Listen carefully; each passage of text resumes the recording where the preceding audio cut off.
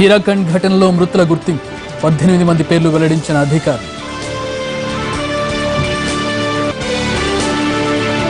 రైలు ప్రమాదంపై స్పందించిన సోనియా వరుస సంఘటనలపై ఆందోళన.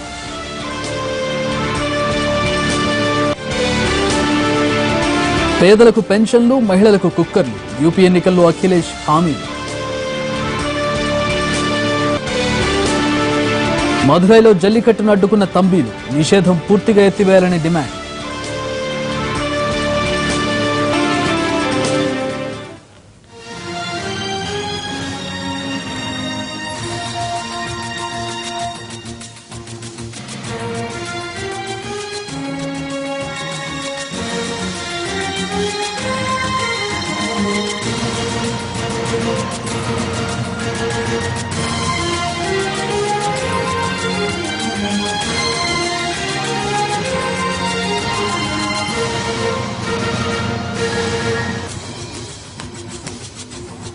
బ్రేకింగ్ న్యూస్ చూస్తూ ఉన్నాం. విజయనగరం జిల్లాలో అర్ధరాత్రి జరిగిన ఘోర రైలు ప్రమాదంలో మృతుల సంఖ్య 41కి పెరిగింది. 100 మందికి పైగా గాయపడ్డారు. జగదల్పూర్ నుంచి భువనేశ్వర్ వెళుతున్న 18448 నంబర్ గల హీరాఖండ్ ఎక్స్ప్రెస్ పట్టాలు తప్పింది. రాత్రి 11:30 గంటలు దాటిన సమయంలో విజయనగరం జిల్లా కొమరాడ మండలం కూనేరు రైల్వే స్టేషన్ కు సమీపంలో ఈ ప్రమాదం జరిగింది. రైలు ఇంజిన్ తో పాటు 9 బోగీలు పట్టాలు తప్పాయి. ప్రస్తుత పరిస్థితి చూస్తుంటే మృతుల సంఖ్య ఇంకా పెరిగే అవకాశాలు కనిపిస్తూ ఉన్నాయి. మరోవైపు ప్రమాదం జరిగి 12 గంటలు దాటినా ఇంకా సహాయక చర్యలు కొనసాగుతూనే ఉన్నాయి. ఈ ప్రమాదం వెనుక కుట్రపూరితమైనటువంటి చర్య ఉందనే కోణంలో పోలీసులు ఆరా తీస్తూ ఉన్నారు. ప్రస్తుతం అక్కడ దొరికినటువంటి ఆధారాలకు సంబంధించి కానీ అక్కడ జరిగిన పరిణామాలను చూస్తూ ఉంటే కుట్ర దాగి ఉండే అవకాశం ఉందనే అనుమానాలు వ్యక్తమవుతూ ఉన్నాయి. ఆ దిశగా పోలీసులు దర్యాప్తు జరుపుతూ ఉన్నారు. ప్రస్తుతం ఇంకా సహాయక చర్యలు కొనసాగుతూ ఉన్నాయి. 41 మందికి మృతుల సంఖ్య పెరిగింది. దీంట్లో 18 మందిని గుర్తించారు. వారి పేర్లను కూడా అనౌన్స్ చేశారు రైల్వే శాఖ అధికారులు. దానికి సంబంధించిన విజువల్స్ చూస్తూ ఉన్నాం. అర్ధరాత్రి గాఢ నిద్రలో ఉండగా ఘోర ప్రమాదం జరిగింది. హీరాఖండ్ ఎక్స్ప్రెస్ పట్టాలు తప్పడంతో 41 మంది మృతి చెందారు. ఇప్పటి వరకు మృతుల సంఖ్య ఇంకా పెరిగే అవకాశం కూడా కనపడుతున్నట్లుగా తెలుస్తోంది.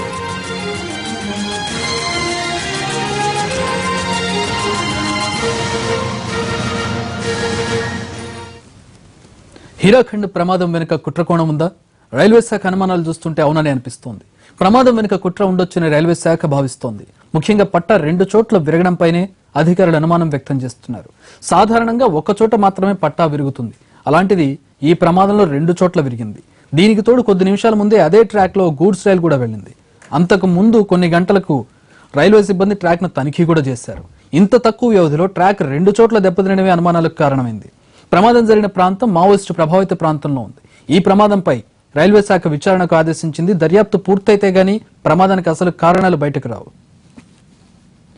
ఏదేమైనా 41 మంది అభంశుభం తెలియని ప్రయాణికులు మృతి చెందారు. నిద్రలోనే తమ ప్రాణాలు కోల్పోయారు.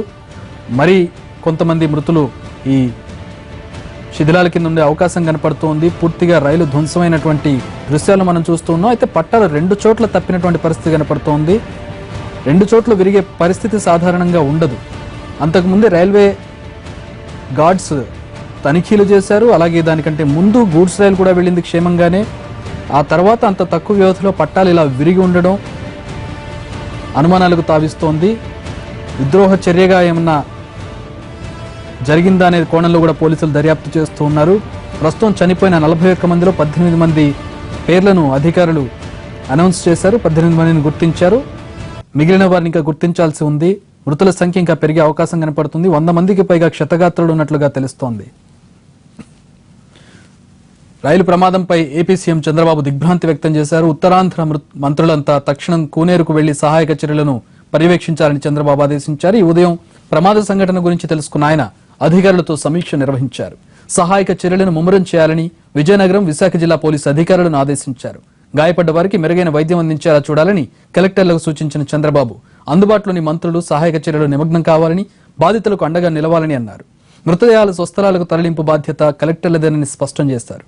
మరోవైపు ప్రతిపక్ష నేత జగన్ సైతం ప్రమాదంపై వివరాలను అడిగి తెలుసుకున్నారు.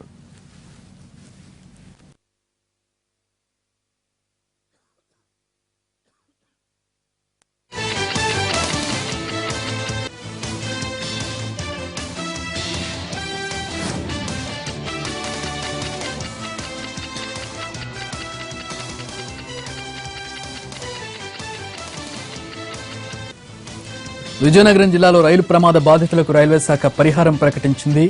కోరాపుట్ నుంచి భువనేశ్వర్ వెళుతున్న హీరాఖండ్ ఎక్స్ప్రెస్ రైలు కుమరాడ మండలం కూనే రైల్వే స్టేషన్ దగ్గర నిన్న అర్ధరాత్రి పట్టాలు తప్పింది. దీంతో ఇంజిన్తో పాటు 9 బోగీలు పడిపోయాయి. ఈ ప్రమాదంలో ఇప్పటి వరకు మొత్తం 41 మంది మృతి చెందారు. 100 మందికి పైగా గాయాలయ్యాయి. మృతి చెందిన వారికి 2 లక్షల రూపాయల చొప్పున పరిహారాన్ని రైల్వే శాఖ చెల్లించనున్నట్లు కేంద్ర రైల్వే మంత్రి సురేష్ ప్రభు తెలిపారు. అలాగే తీవ్రంగా గాయపడిన వారికి 50,000 రూపాయలు, క్షతగాత్రులకు 25,000 రూపాయలు ఆర్థిక సాయంగా అందివ్వనున్నట్లు మంత్రి ప్రకటించారు.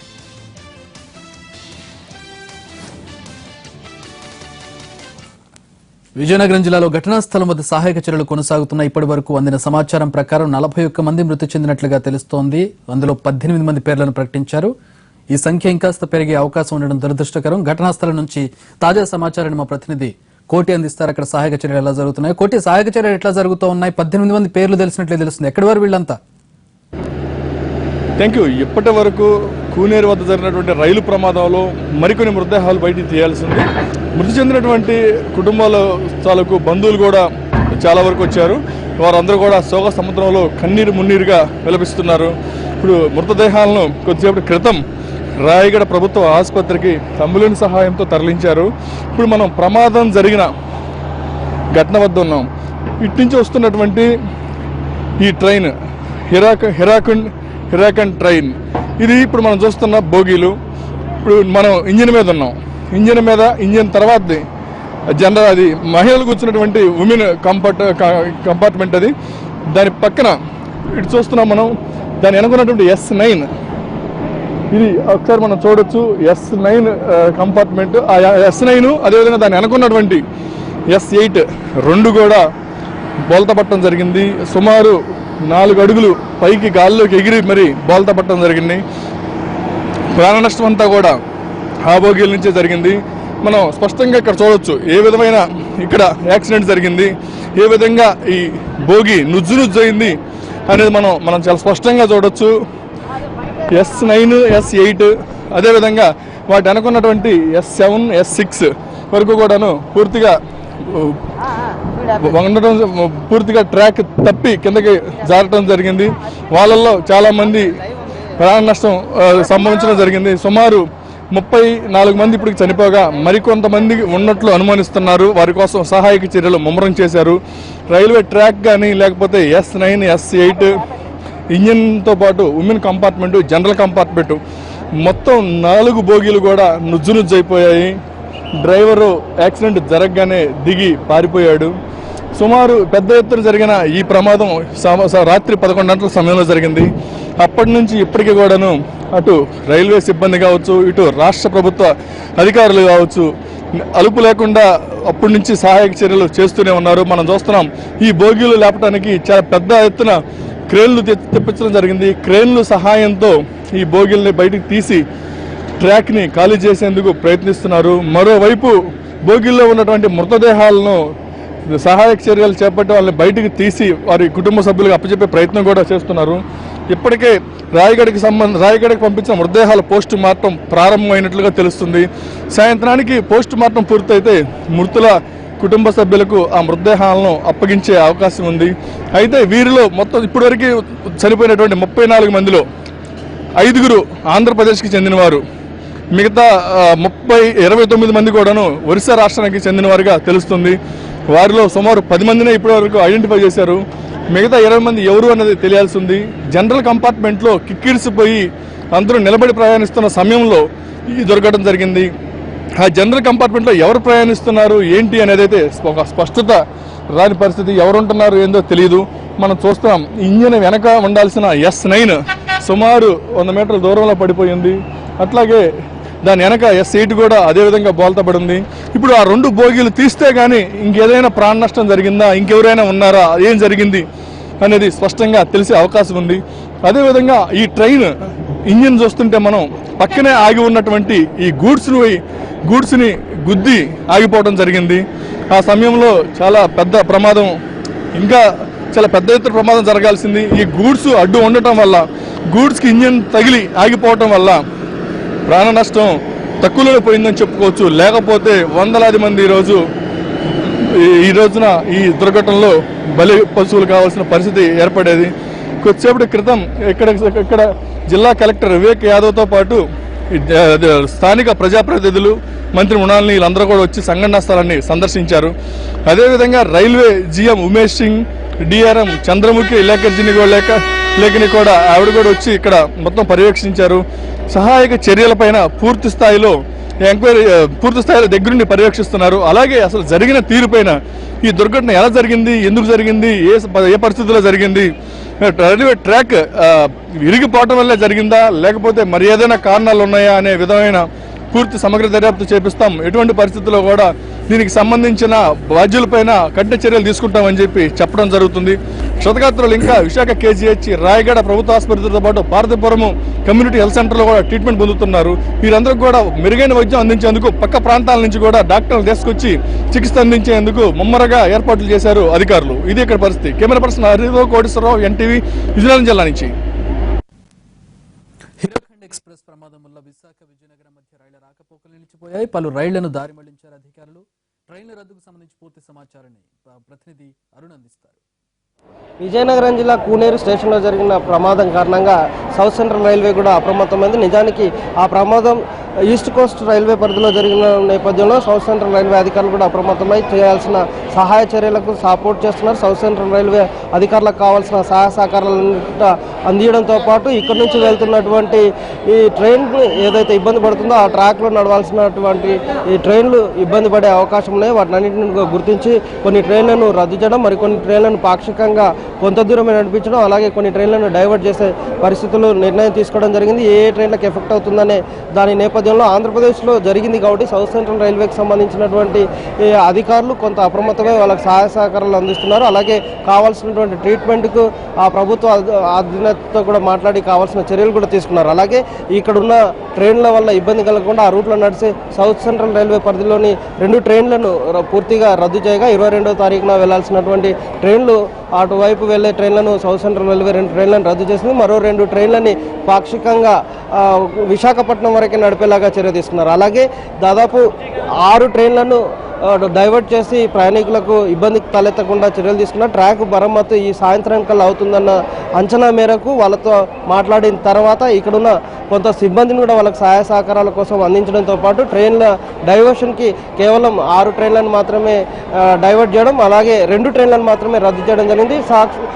సహాయ చర్యలు ఎంత మేర జరుగుతాయి, ఏమాత్రం జరుగుతాయి అనే దాని మీద అంచనా వేసుకొని తర్వాత సాయంత్రానికి ఒక నిర్ణయం తీసుకొని ఇంకా అవసరమైతే ఏమన్నా ట్రైన్స్ మళ్ళీ క్యాన్సిల్ చేయాల్సి ఉంటే ఈవినింగ్ కల్లా నిర్ణయం తీసుకోవచ్చు అనే ఉద్దేశంతో అధికారులు ఆ చర్య తీసుకోవడం జరిగింది. ఇప్పటికీ ప్రమాదం అర్ధరాత్రి జరిగిన వెంటనే వీళ్ళు కూడా అప్రమత్తం అవ్వడం నేపథ్యంలో కొంత ఇబ్బందులు తలెత్తకుండా, ప్రయాణికులకు కావాల్సినటువంటి ఇబ్బందులు తలెత్తకుండా స్థానికంగా ఉన్నటువంటి విజయనగరం, విశాఖపట్నం అలాగే దగ్గరలో ఉన్న రైల్వే స్టేషన్లో హెల్ప్ లైన్లు ఏర్పాటు చేసి ఇక్కడ ఉన్న సిబ్బంది కూడా వాళ్ళకి సహాయ సహకారాలు అందించేలాగా చర్య తీసుకోవడం వల్ల ప్రయాణికులకు కావాల్సినటువంటి అవసరాలు తీర్చేలాగా సౌత్ సెంట్రల్ రైల్వే అధికారులు కూడా కొంత చొరవ చూపించడం, ప్రయాణికులకు ఇబ్బంది తలెత్తకుండా చర్యలు అయితే తీసుకున్నట్టు కనిపిస్తుంది. మరోవైపు 30 మంది మరణించిన నేపథ్యంలో స్థానికంగా దాదాపు 100 మందికి పైగా ట్రీట్మెంట్ తీసుకున్న వాళ్ళందరికీ కూడా కావాల్సిన సహాయ సహకారాలు అందించడం, కొంత ప్రయాణికులకు ఒరిస్సా అలాగే ఒరిస్సా ప్రాంతానికి సంబంధించిన వాళ్ళు ఎక్కువ మరణించిన నేపథ్యంలో వాళ్ళ ప్రభుత్వానికి అందించాల్సిన సపోర్ట్ కూడా,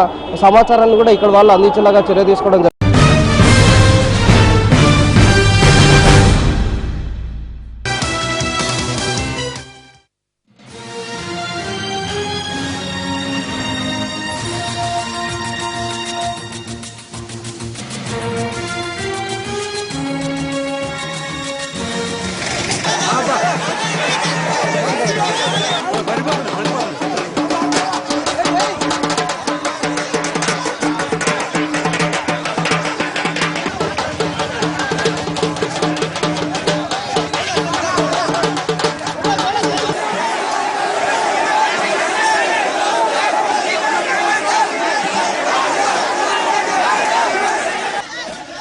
వంశధార నుంచి బ్రేకింగ్ చూస్తున్నాం. శ్రీకాకుళం జిల్లా వంశధార ప్రాజెక్టు వద్ద ఉద్రిక్త పరిస్థితి నెలకొంది.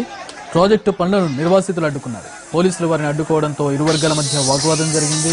అటు నిరసనకారులు పనులు జరుగుతున్న ప్రాంతంలో మెషినరీ ధ్వంసం చేసి నిప్పుబెట్టారు. దీంతో పరిస్థితి ఉద్రిక్తంగా మారిపోయింది. దీనికి సంబంధించిన దృశ్యాలు చూస్తూ ఉన్నాం. ప్రాజెక్టు పనుల్లో ఉపయోగించేటటువంటి యంత్రాలను ధ్వంసం చేసి వాటికి నిప్పుబెట్టిన దృశ్యాలను మనం చూస్తూ ఉన్నాం. నిర్వాసితులు తమకు అందాల్సిన వాటిని ఇప్పించాలంటూ డిమాండ్ చేస్తూ అక్కడ నిరసన కార్యక్రమం చేపట్టారు. ఈ నేపథ్యంలో పోలీసులు వారిని అడ్డుకునే ప్రయత్నం చేశారు. ఈ అడ్డుకునే కార్యక్రమం కాస్త ఉద్రిక్తంగా మారింది. ఇందులో అక్కడ ఉపయోగించేటటువంటి యంత్రాలను ధ్వంసం చేసి నిరసనకారులు నిప్పును పెట్టిన దృశ్యాలను మనం చూస్తున్నాం. ఇటు శ్రీకాకుళం జిల్లా వంశధార ప్రాజెక్టు వద్ద పరిస్థితి ఎట్లా ఉంది మా ప్రతినిధి శ్రీను అందిస్తారు. శ్రీను, ప్రస్తుతం పరిస్థితి ఎట్లా ఉంది? ఆందోళనకారులు అదుపులోకి వచ్చారా? ఎట్లా ఉంది అక్కడ పరిస్థితి? చక్రి, గత కొంతకాలంగా చాప కింద నీళ్ళ కొనసాగుతున్న వంశధార ఉద్యమం ఈ రోజుతో ఉవ్వెత్తున ఎగసిపడింది. గత కొంతకాలంగా ప్రజాప్రతినిధులకి అదేవిధంగా అధికారులకు కూడా తమ యొక్క సందేహాలను అదేవిధంగా వాళ్ళ యొక్క డిమాండ్లను కూడా ప్రభుత్వం ముందు ఉంచడం జరిగింది అక్కడ నిర్వాసితులు. అయితే ప్రభుత్వం కానీ అధికారులు కానీ వాటిని సామరస్యంగా పరిష్కరించడంలో కొంతమేర విఫలం చెందడంతో ఈ రోజు దాన్ని అంటే ఒక పోలీస్ బందోబస్తు మధ్య పనులు కొనసాగించాలనే ఉద్దేశంతో భారీగా పోలీసులు మోహరించడం జరిగింది. ఈ నేపథ్యంలోనే ఒక్కసారిగా ఆందోళనకారులు మొత్తం నిర్వాసితులంతా కూడా ఆందోళనకారులుగా మారి మొత్తం ఆ వంశధార పనులన్నీ అడ్డుకోవడం జరిగింది. అదేవిధంగా పోలీసులకు వాళ్ళకి మధ్య చాలాసేపు వాగ్వివాదం చోటు చేసుకుంది. ఈ నేపథ్యంలోనే వారు అక్కడ యంత్ర సామాగ్రిని అంతా పూర్తిగా ధ్వంసం చేసి వంశధార నిర్వాసితులకు ప్రభుత్వం ఏదైతే హామీలు ఇచ్చిందో ఆ హామీల ప్రకారం నిర్వాసితులకు పూర్తి స్థాయిలో ఆదుకోవాలి, వాళ్ళకి పునరావాసం కల్పించాలి. అదేవిధంగా ప్యాకేజీ 87, 88 కింద నష్టపరిహారం ఎంతైతే ప్రభుత్వం 2014 ఎన్నికల ముందు చెప్పిందో ఆ తర్వాత యూత్ ప్యాకేజీ కింద ఎంతైతే ఇస్తానన్నా అన్ని పూర్తి స్థాయిలో చెల్లించిన వరకు ఈ ఉద్యమం కొనసాగుతుందని వాళ్ళు అక్కడ ప్రజాప్రతినిధుల్ని అధికారులను హెచ్చరించడం జరిగింది. గత కొంతకాలంగా జిల్లా మంత్రి అచ్చెన్నాయుడు దీనిపై సమీక్షలు సమావేశాలు నిర్వహించినప్పుడు కూడా ఎక్కడ కూడా సత్ఫలితాలను అయితే సాధించిన పరిస్థితి అయితే లేదు. ఈ నేపథ్యంలోనే స్థానిక ఎమ్మెల్యే కల్మట వెంకటరమణ అదేవిధంగా జిల్లా మంత్రి అచ్చెన్నాయుడు తీరును నిరసిస్తూ అక్కడ చిత్ర పటాలు కూడా అక్కడ చూపిస్తూ వాళ్ళని అడ్డుకోవడం జరిగింది. వాళ్ళని ఎట్టి పరిస్థితులను కూడా ఇక్కడ ఈ పరిసర ప్రాంతాల్లో తిరగనివ్వు, వంశధార నిర్వాసితుల సమస్యలను పూర్తి స్థాయిలో పరిష్కరించిన తర్వాత ఈ ప్రాజెక్ట్ కి ముందుకెళ్లాలని చెప్పి అక్కడ ఆందోళనకారు హెచ్చరించడం జరుగుతుంది. శ్రీను, వాస్తవంగా పరిస్థితి ఎట్లా ఉంది? అక్కడ చూస్తూ ఉంటే ధ్వంసం చేస్తున్నారు జేసీబీని, అలాగే కొన్నింటిని తగలబెట్టిన దృశ్యాలు కూడా కనపడుతూ ఉన్నాయి. నిజంగా అంత పరిస్థితి కనపడుతుంది, లేదంటే తమ నిరసనను వ్యక్తం చేయడానికి మాత్రం ఇట్లాంటి ఘటనకు పాల్పడ్డారు? ఎందుకంటే భారీ నష్టమేమీ కనపడడం లేదు. ఆందోళనకారులు ఎందుకు ఈ రోజు ఇట్లాంటి కార్యక్రమానికి పాల్పడ్డారు? గతంలో ఎప్పుడు ఇట్లా లేదు. అంటే గత కొంతకాలంగా వాళ్ళు సామరస్యపూర్వకంగా వినతి పత్రాలు అందించడం కానీ మంత్రులు, ప్రజాప్రతినిధులు అదేవిధంగా అధికారులు వచ్చేటప్పుడు కూడా తన సమస్యలను విన్నవించుకోవడం జరిగింది. అయితే ఆ సమస్యలు పరిష్కరిస్తామని చెప్పు నాంచుడు ధోరణితో ప్రభుత్వం ప్రజాప్రతినిధులు వ్యవహరిస్తున్నారు. ఆ పూర్తి స్థాయిలో వాళ్ళ సమస్యలు పరిష్కరించకుండా ఈ రోజు ఎలాగైనా పని చేసి తీరుతా 2000 ఈ ఏడాది జూన్ కల్లా పనులు పూర్తి చేయాలి, వంశధార ప్రాజెక్ట్ ను పూర్తి చేయాలని దృఢ సంకల్పంతో ప్రభుత్వం పోలీస్ బందోబస్తు మధ్య పనులు చేయాలని నిశ్చయించుకున్న నేపథ్యంలోనే వాళ్ళు ఒకసారిగా ఎదురు తిరగడం జరిగింది.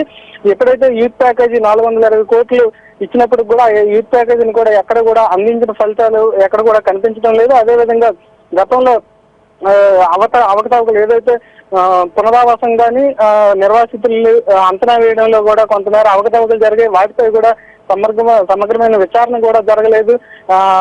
ఈ నేపథ్యంలో వాళ్ళు కూడా కొంత అసంతృప్తితో ఉన్నారు. ప్రజాప్రతినిధులు గతంలో వైసీపీ ఎమ్మెల్యే ఉన్న కల్మట వెంకటరమణ వాళ్ళతో కలిసి వంశధార ఉద్యమకారులతో కలిసి నడిచారు. అయితే ఇప్పుడు అతను ఎప్పుడైతే పార్టీ మారి అధికార పార్టీలోకి తీర్థం పుచ్చుకున్నారో అప్పుడు ప్రభుత్వానికి దీనిగా పనిచేయడం వల్ల కొంతమేర వ్యతిరేకత కొంతగానే చెప్పుకోవాలి. ఈ నేపథ్యంలోనే వాళ్ళు ఈ పనులు అడ్డుకోవడం జరిగింది. Thanks for the update Srinu.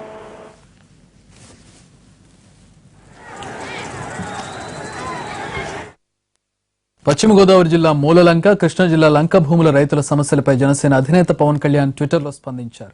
రైతుల కన్నీరు రాష్ట్రానికి క్షేమదాయకం కాదన్నారు పవన్. పోలవరం ప్రాజెక్టు పక్కనే ఉన్న మూలలంకలోని మాగాణి భూమిని రైతులు అంగీకారం లేకుండా డంపింగ్ యార్డ్ గా మార్చడం ఎంతవరకు సమంజసం అని పవన్ ప్రశ్నించారు. అడ్డగోలుగా రైతుల భూమిని డంపింగ్ యార్డ్ గా ఎలా మార్చేస్తారని నిలదీశారు. పోలవరం నిర్మాణంపై నెలకోసారి సమీక్ష నిర్వహిస్తున్న ప్రభుత్వం ఈ సమస్యపై ఎందుకు దృష్టి పెట్టడం లేదు తనకు అర్థం కావడం లేదన్నారు పవన్. కనీసం తగిన పరిహారం ఇవ్వకపోవడం దారుణమన్నారు. దళితులమైనందుకే పరిహారం చెల్లింపులో తమపై వీక్ష చూపుతున్నారన్న అమరావతి లంక భూముల వాదనపైన పవన్ స్పందించారు. ఇది సమాజానికి మంచిది కాదన్నారు. అసలు గ్రీన్ ట్రిబ్యునల్ నిబంధనల ప్రకారం నదీ పరివాహక భూముల్లో ఎలాంటి నిర్మాణం చేపట్టకూడదన్నారు పవన్. ఒకవేళ అనుమతి తీసుకుంటే ఆ భూముల్లో ఏం చేస్తారన్నది ముందు రైతులు ప్రజలకైనా తెలియజేయాలన్నారు జనసేనాని. ఉత్తరప్రదేశ్లో పొత్తుల డ్రామాకు తెరపడింది. సమాజ్వాదీ పార్టీ, కాంగ్రెస్ల మధ్య పొత్తు ఖరారైంది. రెండు పార్టీల మధ్య గత కొన్ని రోజుల నుంచి తీవ్ర చర్చల తర్వాత హస్తం పార్టీకి 105 సీట్లు ఇచ్చేందుకు సీఎం అఖిలేష్ అంగీకరించారు. అందుకు కాంగ్రెస్ సుముఖత వ్యక్తం చేసినట్లుగా సమాచారం. 298 సీట్లలో ఎస్పీ పోటీ చేయనుంది. సీట్ల పంపకంపై రెండు పార్టీలు అధికారికంగా కాసేపట్లో ప్రకటించనున్నాయి. छोटे लोहिया के नाम से सुविख्यात जनेश्वर मिश्र जी की पुण्यतिथि पर యూపీ ఎన్నికల్లో సమాజ్వాదీ పార్టీ దూకుడు పెంచింది. ఈ ఉదయం కాంగ్రెస్ తో పొత్తుకు ఖరారు చేసిన సైకిల్ పార్టీ మేనిఫెస్టోను విడుదల చేసింది. తమను మరోసారి ఎన్నుకుంటే ఏం చేస్తామో వివరించారు సీఎం అఖిలేష్ యాదవ్. పేదలపై వరాలు కురిపించారు. పేద మహిళలకు ప్రెషర్ కుక్కర్ల పంపిణీ చేస్తామన్నారు ఆయన. పేదలకు ఉచితంగా ఆహార ధాన్యాల పంపిణీతో పాటు 1 కోటి మందికి 1000 రూపాయల చొప్పున పెన్షన్లు ఇవ్వనున్నట్లు తెలిపారు అఖిలేష్.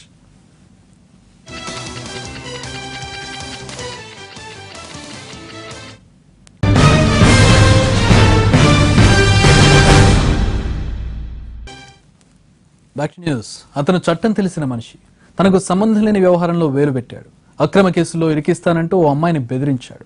రోజులన్నీ ఒకేలా ఉండవు కదా, పాపం పండింది. ప్రస్తుతం కటకటాల్లో కూర్చుని ఊచలు లెక్క పెడుతున్నాడు ఆ పోలీస్ ఆఫీసర్. అసలు ఏం జరిగింది? ఆ అమ్మాయిని ఎందుకు ట్రాప్ చేయాలనుకున్నాడు? విశాఖలో కాకి చకుడి భాగవతం ఏంటి?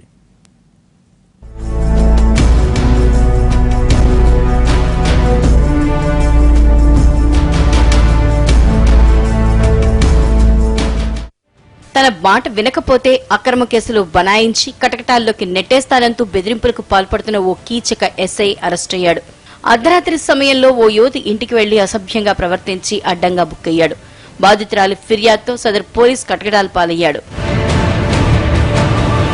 ఈ యువతి స్వస్థలం పాడేరు. తల్లి చనిపోవడం, తండ్రి పట్టించుకోకపోవడంతో విశాఖ కంచరపాలెంలోని బంధువుల ఇంటికొచ్చింది.